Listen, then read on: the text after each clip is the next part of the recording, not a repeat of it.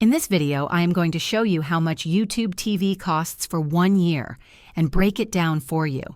As of now, YouTube TV's monthly subscription fee is $72.99, which means the total cost for 1 year without any add-ons would be approximately $875.88.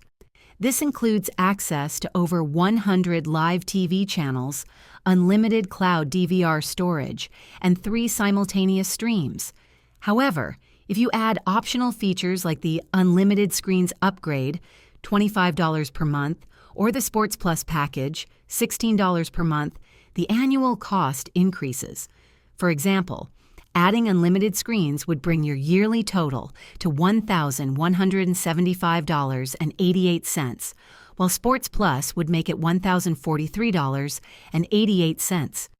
Keep in mind that YouTube TV occasionally offers promotions or discounts which could lower your overall expense.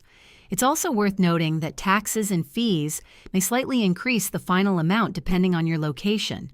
If you're considering a full year, look for deals or prepaid gift cards that sometimes provide discounts, and that's all there is to it.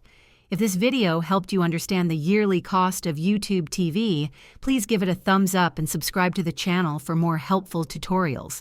Thanks for watching.